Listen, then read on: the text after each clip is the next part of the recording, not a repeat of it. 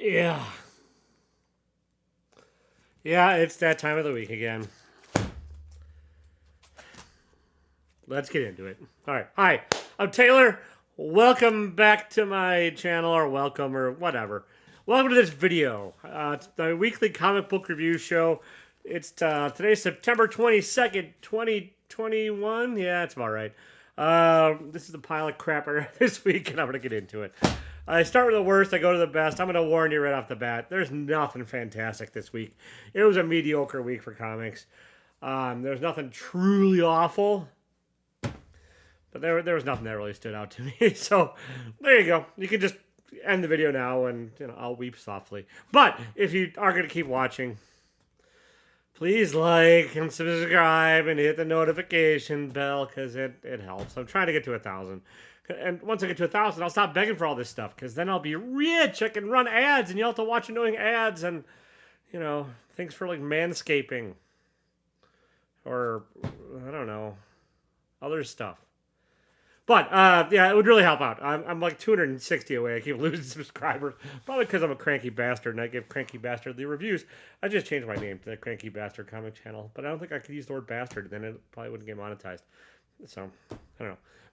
Maybe leave some kind of suggestions down below as to what I should change my channel name to. But, yeah, all right, let's do this. The worst book of the week. Is that about? These are all kind of about the same, honestly. Aquaman, what is this? The Becoming, #1. Not horrible. Just not great at all. The art was really annoying to me. Weirdly, everyone and the facial expressions of everybody just had this weird smile going on, and I'm like, I just couldn't picture it. And like, they were all weirdly jovial when they were being attacked, and it felt like '90s art in a bad way. It actually kind of felt like a '90s story in a bad way too. Just kind of goofy storytelling. And I get they're going for younger audiences with some of this stuff, but like they're not going for young. They're just going for younger. This is just like a story that doesn't seem like it needs to be told. Doesn't seem like it's being told well, and doesn't seem like there's much to it. It's substitute Aquaman. I can't remember this kid, Aqualad, whatever. This guy's taking over because Aquaman is going to do some other stuff. Yeah, I don't care. I mean, honestly, there's no way I'm reading the rest of that series. It's a 6-issue thing, and it's just kind of garbage. This one I'm done with too.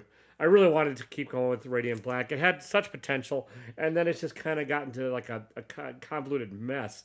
Like there's parts of this issue, where I had just no idea what the hell is going on, and it really is turning into like a sort of Voltron-y Power Rangers / whatever team book, kind of. But like, there's no really differentiating between these characters. And like Kyle Higgins had a really interesting main character that he just kind of sidelined, and now there's these literally backup characters that are just not very interesting, and the story is jumping all over the place, physically and just storytelling wise, and like I don't care. I just nothing about this that has me emotionally invested anymore, and I'm just kind of done. Yeah. My favorite book cover of the week has got to be the Suicide Squad King Shark #1. But the story's just there's nothing much to it. King Shark has to go fight off in some tournament, and he drags along some human. There you go. Spoiled it all for you. Sorry. Again, it's Tim Seeley. I don't love Tim Seeley's writing to be on the best of days, and I don't love it on this day. So, which is not the best of days. It's very predictable, like pretty much everything that's going on through here, and like, yeah, the art is just my college just didn't do it for me either. Again, it sort of feels like a shitty Mark Bagley. I don't know. Yeah, not for me. All right, He Who Fights with Monsters #1. Sorry, this is from Ablaze. It's Francesco Artabani and Werther Della. Werther Della is the artist on Something Is Killing the Children, and this is one of his earlier works that has been translated into English.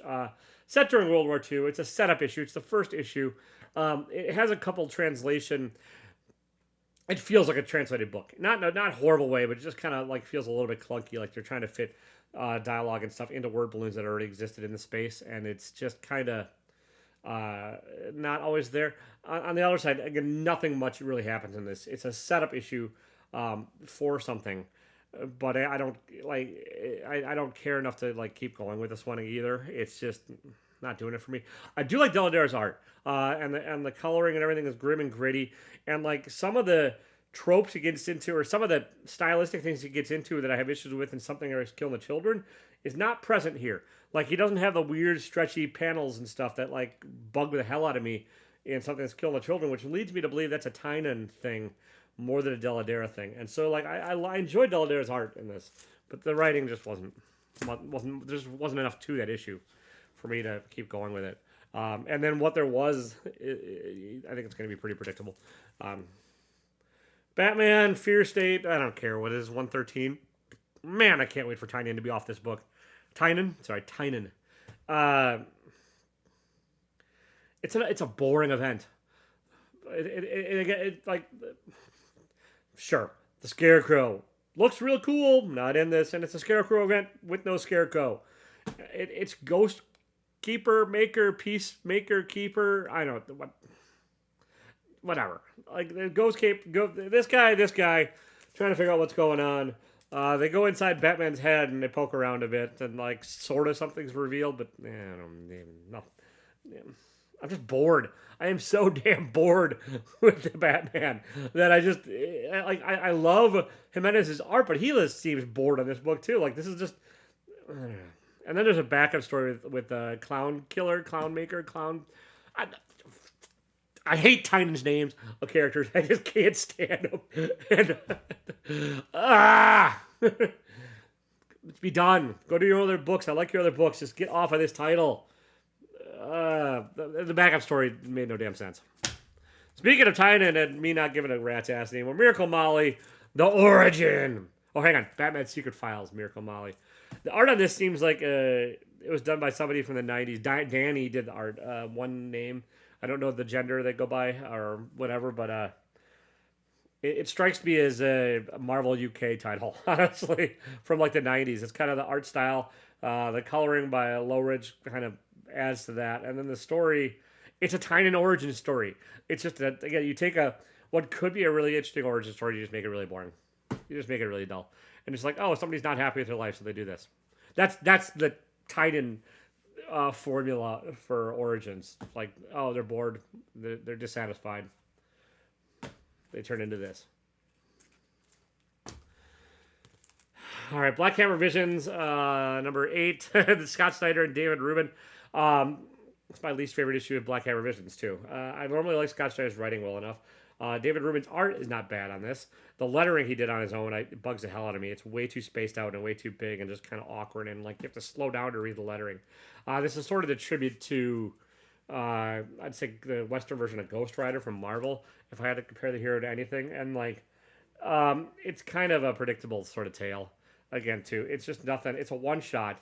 I think this is a new character here. Maybe if this character had been introduced to the Black Hammer main universe, I've not read that yet, so you can leave me comments down below if I missed out on who this is. I just don't care about this iteration of it either. It's just nothing that exciting in this one. Again, Rubin's art's fine. It's just the story's just kind of like, okay, yep, sort of saw that coming. And there's some muddled panels and some like confusing jumbly bits in there where you're like, what is going on? It gets sorted out. It's just not that. When it's sorted out, you're just still not that interested. Frontiersman number 1 by Patrick Kindlin and Marco Ferrari. Ex-hippie superhero lives in the woods and doesn't want to be disturbed and is disturbed and has to make a decision as to whether or not he wants to be disturbed. I just spoiled it all for you. Kindlin has an interesting thing at the end of the book, a 2-page letter explaining how the mediocrity of Marvel and DC and the nature of that kind of storytelling and stuff, and the race towards the middle. And he's not wrong, but I don't think this is elevated above that, honestly. It's not a horrible story. It's very dialogue-y, very kind of talky-speaky, and preachy, pretty preachy in ways. There's some nuance to the preachiness and stuff, but it's just and the main character is trying to make up their mind as far as a dilemma, but the dilemma itself is not that exciting either. So I'm not gonna keep up with this one either. All right, Chew. Yeah, Chew number 8. Chew's entertaining. The cartoony story, art is not gonna be for everyone by Boltwood. But Layman's story, if you've read the first volume of Chew or the second volume of Chew, spelled this way, you kind of know what you're in for. It's a crazy romp, and like Layman just keeps piling on the crazy, and but it's within the universe's rules and stuff, and like it's a light humor story, but it's violent and there's some caperisms going on. It's everything that like you kind of expect out of a John Layman book. It's not going to win any awards probably, and it's not fantastic. It might actually get pushed to the trade paperback pile for me after this arc, just for monetary reasons more than anything else. And his stuff does tend to read better when you can read it all in a chunk. Not bad. It's a fun thing. It's just fun and harmless. All right, last Ronin, number 4.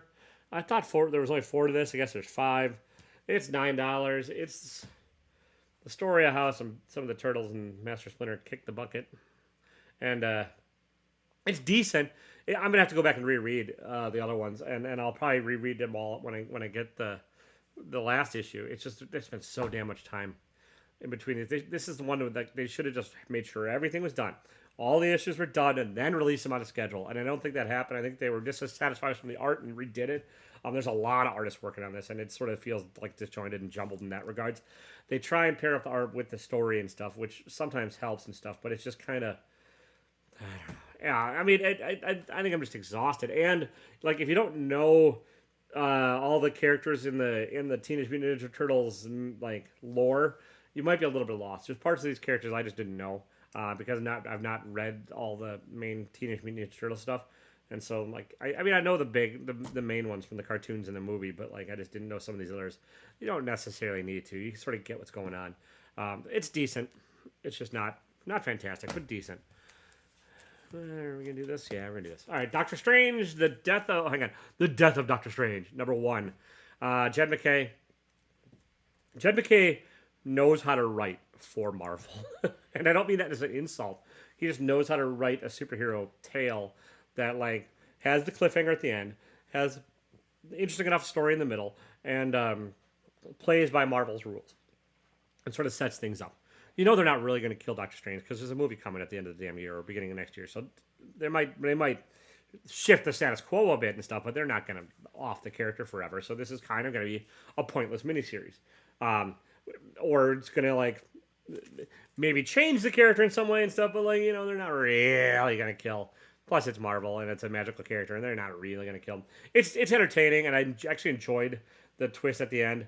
A lot of inner monologue with Doctor Strange in this one, where it's like a little bit too much in ways. The art by Lee Garbett's nothing special, but it's not offensive. So it's okay. I did like the cover. One of my other favorite covers of the week. Vinyl number, I don't know, what is this one? 4? I think we're getting towards the end of this one. I think it's only 5. I don't know. Yeah, serial killers, Alzheimer's. This is screaming to be made into like some kind of TV series. It'd probably make actually more sense in the TV series realm. Another one where I have to kind of probably go back and start from the beginning and read it. It's not bad. I don't want to spoil this one. I don't like. Anyways, the art is a little bit cartoony for my liking. Actually, is given the subject matter. I don't need grim and gritty to go along with a sort of like wacky, over the top, overly violent story. But like, it's just there's some of the faces especially are a little bit cartoony for my liking, and that's a personal thing. It's not. I mean, all reviews are a personal thing. It's just the nature of reviews. I'm just some cranky middle-aged guy rambling on the internet about what I thought of these books every week. So. I don't know. Whatever. Read them for yourself. Let me know what you think. Vinyl, it's all right. If it goes past the first arc, it's gonna get pushed to trade paperback for me too, just because I don't need to read this one monthly. All right. Bunny Mask number 4. This is the end of the first arc, and I am kind of lost. Andrea Moody's art is fantastic and weird and creepy, and honestly, you put Andrea Moody on vinyl, I'd like vinyl a lot more, but instead Andrea Moody's on Bunny Mask, which is a trippy horror-ish story where the main, I don't know, there's a bunch of like supernatural characters in here, and like I don't have a damn clue what's going on in half this book, but I actually don't mind being that confused on this one. There's some comic books where you want everything explained, and there's some where you're like, I need to know exactly what's going on. I think we'll get there eventually. I think this will get there maybe the next arc, maybe two, but like there's some weird horror sex and face licking and it's bizarre. And maybe I shouldn't like this one, but it's one of the better ones I read this week. And it's just kind of because it's so weird and interesting, as far as that goes. And like I still don't know what the hell's going on with half this stuff. I don't know, if you got it all figured out, leave me a thing in the comments or shoot me a DMs on my Instagram at Empty Thought Balloon, and we could chat. But it's holding my interest, and that's more than half of the crap this week. So, yeah, got a couple more left. Marjorie Finnegan, Temporal Criminal #5. This is Garth Ennis being Garth Ennis. I mean, it's tying back to like if you've read his Preacher, you've read his Hellblazer, you're not going to be surprised by this stuff. It's over the top, it's weird, it's violent. It tells the story of the ultimate evil, and you sort of get learning what the major kind of plan of the evil character is and the backstory. It's a little bit fillery, but it's a Garth Ennis filler. So it's like there's enough where you're like, what in the hell? It's like, oh, okay. Yeah, that's over the top. His stuff doesn't always work for me. And maybe I'm just in a wacky mood with this one. Like I don't think a lot of other people are loving this, but like I like this a lot better than I've liked his Boys and some of his other stuff. It's just I think maybe this weird time traveling anti-hero versus the sort of devil. And this of the two characters on here, the devil's not the evil one. So it's just Garth Ennis. Yeah. All right. Stillwater #10. You sort of learn who was behind bringing the main character to Stillwater finally, and it's kind of I don't know if it wraps up an arc, but it sort of feels like it's like kind of a bit of a transitional period issue for this one, and you realize the motivations behind bringing the main character to the town of Stillwater where nobody dies, and the whys of it all, and it's interesting enough why, and like it's not the main character is not necessarily or the main focus of this issue is not necessarily a hero. But you can empathize with their plight and why they did what they did. And this is another one I think Stillwater would actually probably make a pretty interesting TV series. The art by Ramon Perez, it's not my favorite art of his. I liked his other issues better. This feels a little bit rushed to me, but I could be nuts. It's still decent. It's still Zdarsky. It's still Perez. It's not my favorite issue of this, but not bad. All right, two more. We're getting there. Nightwing. What is this? Yeah, Nightwing, Fear State, no, whatever. Nightwing #84. Even this title, even the cover seems a little bit too busy for this title. Tom Taylor's doing what he can with this. He got shoehorned. Nightwing's getting shoehorned into the Fear State event, and so he had all this set up in Bloodhaven, the town that Nightwing was in, and now he's got to go back to Gotham to help his old pal, buddy, surrogate father Batman dig his way out of a Fear Statey mess. So instead of actually going along with the main story, DC's doing what DC does and drags these books into the events. And so this is now part of the event. And yay. That said, at least it's Tom Taylor writing it, and I like his take on Nightwing, and like it's better than some of the tie-in shoehorning nonsense I've seen. It's still, I would just wish they would just continue the main story. Also, I really just kind of hate the Fear State event. I think it's pretty stupid. All right, last one. My favorite book of the week. I am biased. I like this character. I like Jed McKay's take on this character. We talked about Jed McKay earlier. He writes for superhero stuff, and he knows what he's doing. It is Moon Knight #3, the introduction of Hunter. Oh, beware the rise of Hunter's Moon. It's not going to win any awards. The art is a little bit Jay Lee-ish, a little bit Sienkiewicz-ish. Yeah, that doesn't roll off the tongue.